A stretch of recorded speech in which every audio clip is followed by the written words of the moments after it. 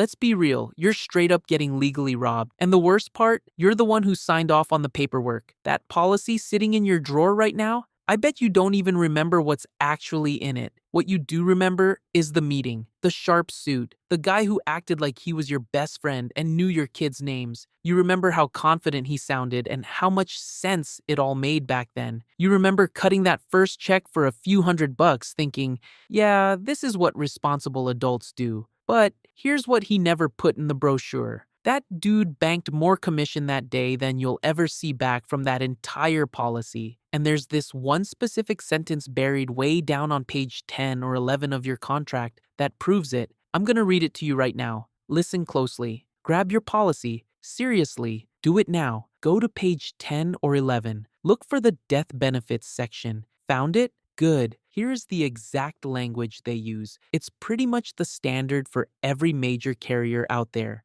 Upon death of the insured, the company will pay the death benefit. The cash value shall revert to the insurance company. Read that one more time. Let it sink in. Say your cash value hit $185,000. You die. Your family gets the $500K death benefit. That $185K you spent decades building? Gone.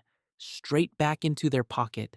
You paid for it, you built it, they keep it, and it's not a glitch in the system. It's right there in the contract, the same one you signed while sitting in that fancy leather chair. If you just found that clause, drop one word in the comments. Just type "found it." So how does a product like this even exist? It's because it's dressed up to look like two things at once. Term life. You pay monthly, you pass away during the term, your family gets paid. You outlive the term, the policy just ends. It's simple, it's clean, and it's dirt cheap. Whole life. This covers you forever. It builds cash value, basically savings baked right into the plan. It's not just insurance, it's an investment. That's the line. That is straight up sales training. And here's what that piggy bank is actually worth. Open your banking app right now. Search for insurance. See that monthly charge? Multiply that by 12. Then multiply it by 30. I'll wait. That number you're staring at on your screen, that is what you're paying in.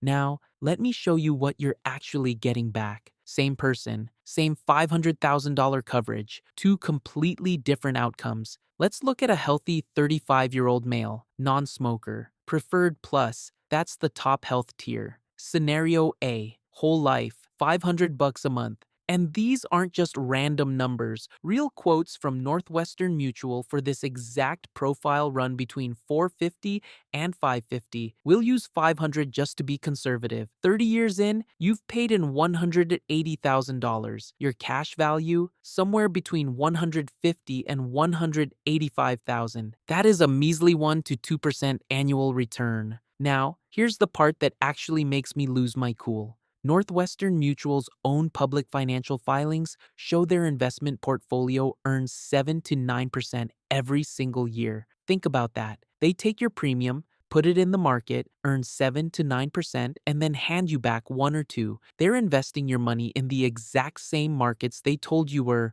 too risky for you to touch yourself. That gap, that's where your retirement went. Scenario B, term plus invest the difference. Same $500,000 coverage. 30-year term, same profile. It costs you $38 to $48 a month. Take that $452 monthly difference. Every single month you put it into an S&P 500 index fund. Yes, 2008 happened, down 37% in 1 year. But you know what else happened? Every single person who held an S&P index fund for any rolling 30-year period in recorded history came out ahead. Every single one, no exceptions. Over 100 years of data. Robert Shiller from Yale, 10.4% nominal average since 1926. But let's play it safe and use 7% flat. Super conservative, the 30-year result? $551,000. Whole life, $185,000. Term plus invest $551,000. That is a $366,000 gap. That's 4 years of your kid's college paid, your mortgage gone, retirement 5 years earlier, and you had the same $500,000 protection the entire time. But it gets worse. That $366,000 gap, it didn't happen by accident. There's one more trick buried inside this product that your agent literally calls a feature. Once you see what it actually is, you'll never look at that guy the same way again. It's called paid up additions. He pitched it as a way to grow your cash value faster. Maybe you even said yes, thinking you were being smart, but here's what it actually does. It jacks up his commission and locks even more of your money into the same low return product. It's an upsell, plain and simple, dressed up as a benefit, and it's perfectly legal, which brings us to what he actually pocketed the day you signed. $2,400 to $6,900. That is 40 to 115% of your entire first year premium, deposited the day you signed. This isn't a guess. It's sourced from NerdWallet's December 2025 analysis and corroborated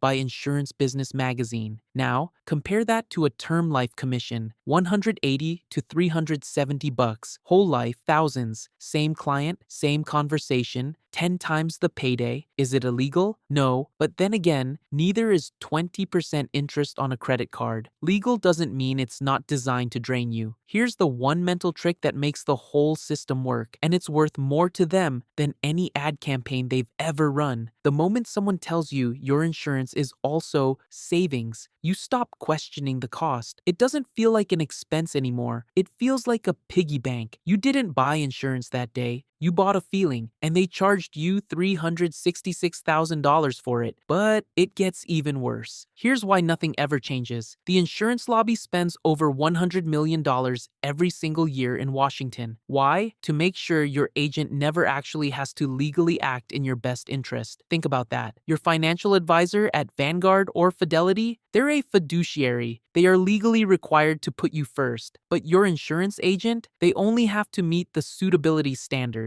That basically means the product just can't be completely wrong for you. It doesn't mean it's the best option. It's just suitable. One word. Billions in commissions every single year. They didn't build those skyscrapers on investment returns. They built them on the gap between what your money actually earns and what they hand back to you. Your fear paid for that building. You know the clause. You know the math. You know exactly who got paid. And you know why this system never changes. Now, here is what you actually do. And if you close this video right now, you're doing exactly what they're counting on. Step 4 is the one that matters most if you're already locked in. It's IRS approved. It is completely tax-free, and almost nobody uses it because, let's face it, nobody tells them it even exists.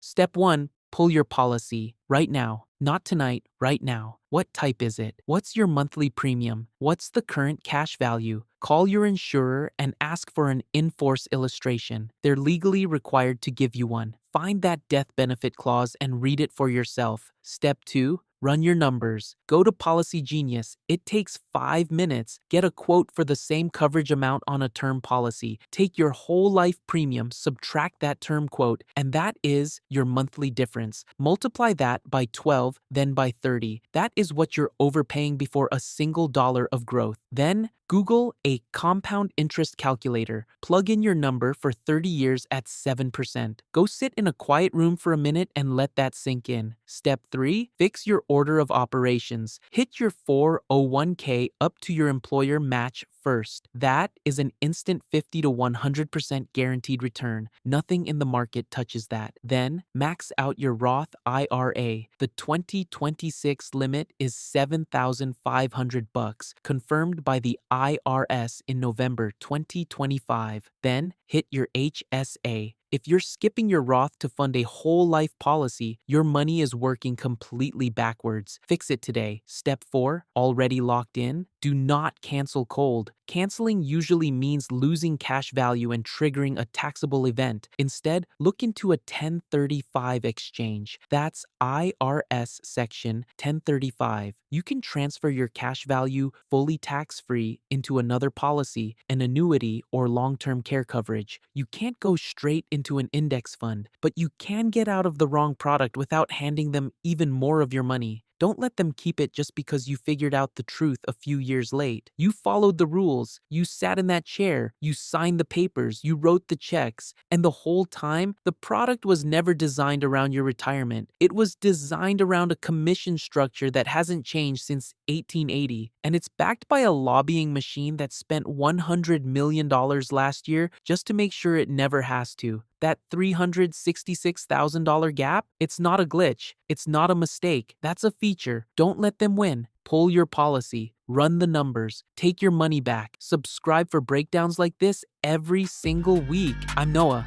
See you on the outside.